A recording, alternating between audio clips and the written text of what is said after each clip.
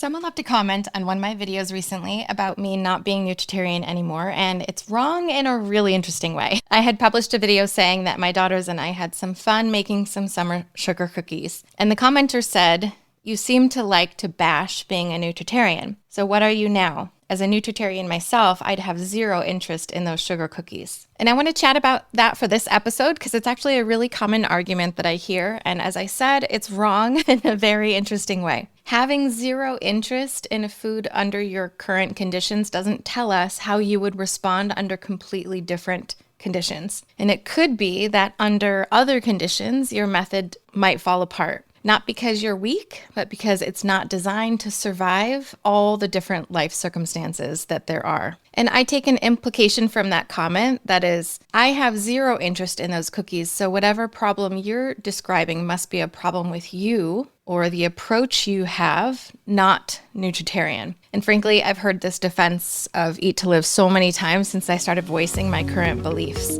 And it's not really an argument about cookies. You're listening to the Set Point Science podcast, where we explain what's really driving midlife weight gain and loss, hunger, cravings, and food noise. Because you don't need more discipline. You need a strategy that works with your body and the life you're living today. I'm your host, Cheri Alberts, and in this episode, we're talking about the difference between being truly free around food and simply building a life where you rarely have to encounter the tough stuff. Because those two things can look exactly the same right up until your life changes. So the assumption underneath it is this: I don't want those sugar cookies. Therefore, I'm doing this correctly. And my lack of interest proves that I'm free and I've chosen the right way of eating. But the question isn't only whether you want the food. The question is, what conditions are producing that experience? Because we know that environmental design and the environment that's around you is such a huge component of behavior. We know this from psychology now. And I get it because I used to make almost exactly the same incorrect argument. I was this commenter. I used to silently judge friends who said that they enjoyed baking, or even if they did it alone or with their kids. I would think, oh, that's something she shouldn't be doing. That's something you should just give up if you want full health. Get a different hobby. I thought that really harshly, those kinds of things. But now that I'm knee deep in motherhood, I've shifted my views 180 degrees, and I actually so greatly prefer where I am now. So I'm going to explain further. Back in my nutritarian years, I really did have almost zero interest in sugar and processed foods. If you put a plate of sugar cookies in front of me, I'd be like, what the heck? It wasn't a fake reaction. I wasn't just secretly sitting around thinking about cookies all day. I remember getting to a point where eating M&Ms seemed like the weirdest, most foreign thing. I had no problem walking past them in the grocery store. But it's because I had built an environment around myself where those foods were rarely present. They weren't in my house. They weren't a major part of my social life. Most of the people around me knew how I ate, and I curated my friend group to create that. Out of sight, out of mind worked remarkably well for me for a long time. Unless, of course, I went to Trader Joe's. And I want to be clear, environmental design isn't inherently bad. Keeping certain foods out of your house can be a completely legitimate strategy during times where you need a break. Avoiding something that repeatedly causes you problems can cause real stability that you can then build from. But I don't love the idea of white-knuckling that strategy as the only long-term strategy, because that was my issue. My stability depended heavily on maintaining those exact conditions. It only worked as long as my life let me completely control my food environment. And then I had 3 kids. So once you have children, especially once they start going to public school, if they do, food starts to be everywhere. There's a birthday party, school party, class celebration, holidays, play dates, fundraisers, and it's not just twice a year. It's almost every week, and sometimes it's multiple times per week. You cannot sequester your way out of a first grader's candy hoard. And I wouldn't want to be that parent either. I know how much feeling left out as a child can hurt. I also parent alone most of the time, feeding children whose preferences and needs aren't the same as mine. In fact, they're the opposite. They're meant to gain weight. I'm meant to lose weight. And I'm married to someone who didn't eat nutritarian either. We eat much more similarly now that I'm upping my protein, but we didn't back then, so it made it tougher. And when I had kids, my eating strategy had to work now inside a busy, noisy family home, not inside a quiet, environmentally designed, just around me like it used to be. The strategy that worked before wasn't wrong. It's just my conditions had changed and my strategy didn't travel. Once I had kids, I realized I didn't want to spend my life arranging everything so that I'd never have to encounter a difficult food or encounter it multiple times. To be fair, I did try that multiple times though. I was really adamant about how we ate during the first few years of my kids' lives, and it caused me a lot of stress when I look back on it now. And over time, it failed repeatedly. After a while, I finally decided it wasn't realistic for me and I needed to let it go. I wanted to be able to encounter non-nutritarian foods without everything falling apart. I wanted to be around cookies without the day turning into either a binge or a moral emergency. I wanted to make food decisions without needing the food to disappear first. I wanted to be able to choose friends based on personality and not eating habits. And maybe most importantly, I wanted my kids to be able to have that capacity too. I didn't want them growing up in a house where certain foods were treated like live ammunition. And it was like this for me for so many years during my binging. I wanted food to feel less loaded for them than it had always felt for me. I wanted them to grow up with a healthy relationship to all kinds of foods rather than with the kind of restriction that ultimately contributed to my binge eating disorder. I wanted to learn to be around those foods without issues instead of relying on sequestering myself as my only source of security. And I know what some of you may be thinking right now. She's just making excuses. I know you're thinking that because I used to think that way too, and I get this in my comment section all the time. I used to be incredibly judgmental, as I said, about this in my own head. If someone said their children made it harder for them, or their schedule made it harder, or having certain foods around them made it harder, or their history with food made it harder, I'd think, okay, but those are just excuses. You still have to be, strong enough to decide what to put in your mouth. And technically, yeah, we're still responsible for what we do, but I didn't fully understand what it was like to actually live inside some of those conditions yet.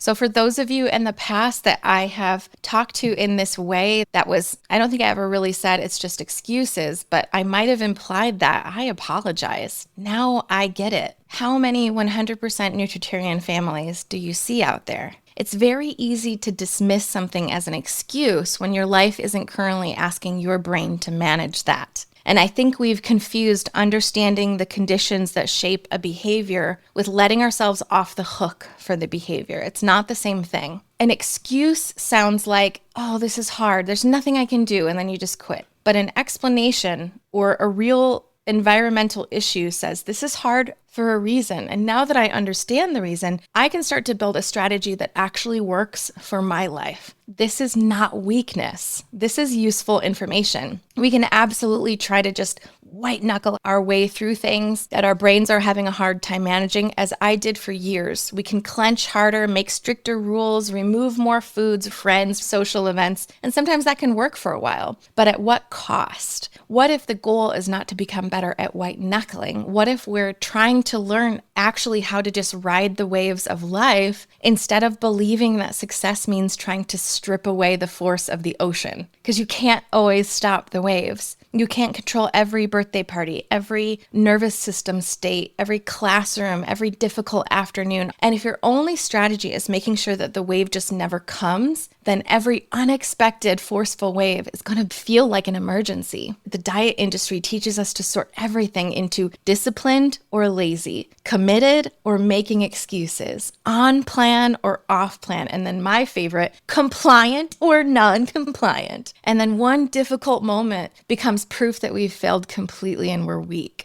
Here's what's interesting. Research on restraining your eating has found that this all or nothing control thing is associated with more free-for-all eating and other worse patterns, while more flexible forms of eating tend to show a more calm, favorable pattern. So this is the actual thesis of this episode. Let me say it plainly. Avoidance can create real stability, but stability is not necessarily flexibility. Not being triggered by a food you almost never encounter is not the same skill as staying regulated when that food is sitting directly in front of you at 4 o'clock on a Tuesday while you're hungry and 3 small children are asking you for a snack. One of those is an artificially controlled environment. The other one is your actual life. So here's the honest question. Are you free around that food, or have you just arranged your life so you never have to find out? And then here's why these conversations get so heated. inside our hearts, inside our minds, because the cookie stops being a cookie and instead it becomes evidence that a diet works or doesn't, or that a person is disciplined or not. It's evidence that maybe you've transcended something other people haven't. It becomes evidence that, say, you belong to the right group. And once food becomes evidence of identity or virtue, someone else eating differently starts to feel a lot more threatening than it logically should. The commenter wasn't only saying, I personally don't want that cookie anymore. The deeper implication seemed to be, my lack of interest validates my approach, and your interest invalidates yours. But that conclusion doesn't actually work. Two people can have completely different histories, environments, nervous systems, responsibilities, and exposure levels. How one person reacts to a plate of cookies doesn't settle if either of those approaches is superior. And spoiler alert, neither are superior. And then was the commenter's other question. So what are you now? This is where I can't help but laugh a little bit because diet communities and food eating communities often treat eating like it has to be some kind of a membership. You're nutritarian, you're keto, you're carnivore, plant-based, you're intermittent fasting, you only eat whole foods, etc. And the second you leave one of those groups, people want to know, well, what are you doing now? It's like the day that you stop identifying as a nutritarian, a form gets mailed to you asking you to pick your new team. This is not always nutrition language. This is dogma language. And listen, I'm qualified to laugh at this because I absolutely talked like that myself in the last decade or two. For years, I was inside it filling out those identification forms. I made videos about how to do that. But from the outside, the structure can look remarkably similar. We've seen the truth. Other people are deceived. The rules are freedom. And anyone still struggling either isn't doing it right or just isn't willing to commit. So back to the actual question, what are you now? Well, I'm not a nutritarian, and I'm not anti-nutritarian either. I'm someone who used to binge eat, sequestered myself for a while, got cancer, had 3 kids. It all blew up my strategy, and then I had to actually build something that could survive contact with my actual Tuesday afternoons. It's not a category. It's just what happened to me. It doesn't fit on some business card or driver's license. And if this truly bothers someone to see and look at and hear about, there might be something worth looking at in their own philosophy about eating. I'm not looking for another eating identity. I'm trying to just build an eating life that works for me today. And I'm also not bashing nutritarian eating simply by explaining where it stopped working for me. I'm discussing my experiences because some people find it helpful, and I know that I benefit from putting these things into clearer words in my own head, these things that I think aren't talked about enough, especially in the whole food, plant-based world. So here's where I actually land on that comparison. I want to say it plainly because it's the whole point. If you're not a former binge eater, and your current life still lets you keep those foods almost entirely out of your environment happily and easily, then you and I are not testing the same skill. We're comparing apples to oranges. The commenter's zero interest might be completely genuine, and my old zero interest was genuine too, but our lives are not interchangeable. What I'm doing right now can't work inside a controlled laboratory. It has to work here with kids with really messy hands. And a sustainable strategy isn't one that makes every food equally easy. It's one that can adapt when the conditions change. It can survive a vacation, a birthday, the most stressful events that you know, a spouse ordering takeout, or just your kid bringing home candy. So ask yourself, does your eating approach support you when life is cooperative? Or does it still hold up when life gets to lifin'? Does your strategy work because you have actually become more flexible, or because your world has stayed very carefully arranged? Neither answer is something to feel bad about, but it just helps to know which one is true for you. As a coach, I find that when we get triggered, there's something in there that we can work on to become more calm. And here's what I actually want you to take from all this, beyond this internet back and forth stuff. True food peace isn't about pretending that you have zero preferences, zero limits, or zero history. It's not about proving that you can eat everything either. It's just about whether you can be near something that used to run your life. And can you still stay yourself and stay calm? That's a different project than successfully avoiding it long enough to forget you ever wanted it. Sequestering gave me stability for a while. Then my life changed and I needed a kind of stability that could actually travel with me. So is your peace around food portable, or does it depend on your life staying exactly as controlled as it is right now? Let me know down in the comments what you think about this one. Did it bring you a little peace and a little or did it trigger you and make you mad at me? I'd love to unpack this with you. And if these kinds of ideas are interesting to you, but you don't really know where to start, I put something together that's free and practical for exactly this kind of stuff. It's called the Gentle Weight Loss Guide. You can grab it at setpointscience.com/podcast guide. Until next time, consider building food peace that can survive your actual Tuesdays. It just might be the kind that finally lasts. See you in the next episode.